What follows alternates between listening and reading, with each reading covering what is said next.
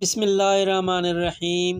ناظرین اکرام، تاریخ انسانی میں ایک ایسا طوفان آیا تھا جس نے پوری مخلوق کو غرق کر دیا۔ یہ طوفان آنے کے بعد انسانی نسل میں کس طرح اضافہ ہوا اور اس طوفان میں ڈوبنے سے کون سی چیز بچ گئی تھی، یہ طوفان کیوں آیا تھا، آج ہم آپ کو اس ویڈیو میں طوفان نوح کا مکمل واقعہ تفصیل سے بیان کریں گے، اور ویڈیو میں آگے چل کر ہم آپ کو یہ بھی بتائیں گے کہ حضرت نوح علیہ السلام کو آدم ثانی کیوں کہا جاتا ہے۔ حضرت نوح علیہ السلام اللہ تعالیٰ کے پیغمبر تھے۔ آپ نے تقریباً 900 سال تک لوگوں کو اللہ کی طرف بلایا، مگر آپ کی قوم کا جواب یہ تھا کہ آپ بھی ہماری طرح آدمی ہیں۔ اگر اللہ تعالیٰ کسی کو بطور رسول بھیجتا تو وہ فرشتہ ہوتا، اور ان میں سے صرف 800 لوگوں نے ان کا دین قبول کیا۔ حضرت نوح علیہ السلام نے ان کے عذاب کی بد دعا فرمائی، جس کے نتیجے میں ان پر سیلاب کا عذاب نازل ہوا۔ اللہ تعالیٰ نے آپ علیہ السلام کی قوم پر عذاب بھیجا اور آپ علیہ السلام کو ایک کشتی بنانے اور اس میں اہل ایمان کو اور ہر چرند پرند کے ایک جوڑا رکھنے کو کہا۔ تب طوفان کی شکل میں عذاب آیا اور سب لوگ سوائے ان کے جو حضرت نوح علیہ السلام کی بنائی ہوئی کشتی میں سوار تھے بچ گئے، باقی سب ہلاک ہو گئے۔ حضرت آدم علیہ السلام کے دنیا میں آنے کے بعد ان کی اولاد دنیا میں خوب پھلی پھولی، لیکن ایک مدت گزر جانے کے بعد وہ لوگ خدا کو بھول چکے تھے اور ایک خدا کی بجائے انہوں نے مٹی اور پتھر کے کئی خدا بنا لیے تھے۔ نہ صرف ان کی عبادت گاہیں بتوں سے اٹی پڑی تھیں، بلکہ ہر گھر میں بت رکھے ہوئے تھے جن کی وہ پوجا کیا کرتے تھے اور ان سے مرادیں مانگا کرتے تھے۔ حضرت نوح علیہ السلام نے اپنی قوم کو اللہ تعالیٰ کے احسانات جتلا کر سیدھے راستے پر چلنے کی تلقین کی اور اس بری راہ سے منع فرمایا جس پر چل رہے تھے، اور ان کو یہ بھی بتا دیا کہ اگر تم بتوں کو چھوڑ کر ایک خدا کی طرف رجوع نہ ہوئے تو تم پر عذاب الہی نازل ہوگا، اور کہا کہ مجھے اللہ نے تمہاری طرف رسول بنا کر بھیجا ہے۔ اس پر حضرت نوح علیہ السلام کی قوم نے ان کا تمسخر اڑایا اور کہا کہ بھلا یہ بتاؤ کہ تم نبی کیسے بن گئے؟ تم تو ہمارے جیسے گوشت پوشت کے بنے ہوئے ہو اور ہم ہی میں پیدا ہوئے ہو۔ آخر تم میں ایسی کون سی چیز ہے جسے ہم تمہیں نبی سمجھیں؟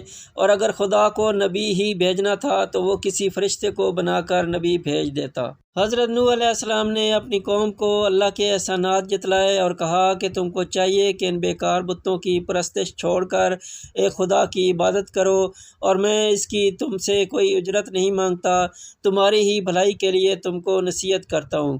حضرت نوح علیہ السلام نے کوئی 950 سال تک اپنی قوم میں وعظ و تبلیغ کی اور کوشش کی کہ ان کی قوم خدائے واحد کی سچی پرستار بن جائے، مگر ان کی قوم پر کوئی اثر نہ ہوا، بلکہ حضرت نوح علیہ السلام وعظ فرماتے تو ان کو مذاق میں اڑاتے، کانوں میں انگلیاں ٹھوس لیتے تاکہ ان کی آواز کانوں میں نہ پہنچ سکے۔ صرف چند لوگ تھے جو آپ علیہ السلام پر ایمان لائے۔ قوم کی یہ سرکشی اور نافرمانی دیکھ کر حضرت نوح علیہ السلام نے اپنے رب کو پکارا کہ اے اللہ، میں تو اس قوم سے تنگ آ گیا ہوں، اب تو ہی ان سے بدلہ لے۔ تب اللہ تعالیٰ نے حضرت نوح علیہ السلام کو حکم دیا کہ کشتی بناؤ، اور یہ بھی حکم دے دیا کہ دیکھنا اب کسی کی سفارش نہ کرنا، اب ان پر ضرور عذاب الہی نازل ہو کے رہے گا۔ حضرت نوح علیہ السلام خدا کے حکم کے مطابق کشتی بنانے میں لگ گئے۔ جب کشتی بن کر تیار ہو گئی تو خدا نے حکم دیا کہ اپنے اہل اور ان لوگوں کو کشتی پر سوار کر لو جو مجھ پر ایمان لے آئے ہیں، اور ہر جانور کا ایک ایک جوڑا بھی کشتی میں رکھ لو۔ جب سب بنی نوح انسان کشتی میں سوار ہو گئے تو خدا کے حکم سے زمین کے سوتے پھوٹ پڑے، اس کے ساتھ ہی موسلا دھار بارش شروع ہو گئی، زمین پر پانی بڑھنے لگا اور حضرت نوح علیہ السلام کی کشتی پانی میں تیرنے لگی۔ پانی بڑھا تو حضرت نوح علیہ السلام نے دیکھا کہ ان کا بیٹا پانی میں ڈوبنے لگا ہے۔ آپ علیہ السلام نے اسے آواز دی کہ بیٹا کشتی میں سوار ہو جاؤ تاکہ خدا کے عذاب سے بچ سکو، مگر حضرت نوح علیہ السلام کے بیٹے نے جواب دیا تم جاؤ، میں کسی پہاڑ کی چوٹی پر چڑھ کر اپنی جان بچا لوں گا۔ لیکن پانی تھا کہ تھمنے کا نام ہی نہیں لیتا تھا۔ دنیا بھر کے نافرمان اور سرکش لوگ اس سیلاب میں فنا ہو گئے اور حضرت نوح علیہ السلام کی کشتی جودی پہاڑی کی چوٹی پر جا کر ٹھہر گئی۔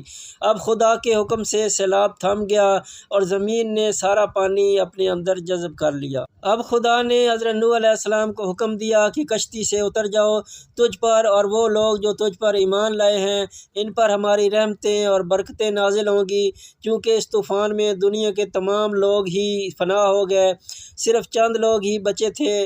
اس لیے حضرت نوح علیہ السلام کو آدم ثانی بھی کہا جاتا ہے۔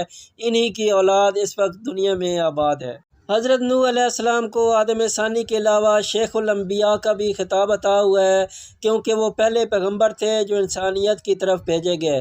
قرآن پاک میں حضرت نوح علیہ السلام کا نام 73 مرتبہ آیا ہے۔ ان کی عمر مبارک 900 برس تھی۔ نبیوں میں آپ علیہ السلام سب سے طویل العمر پیغمبر ہوئے ہیں۔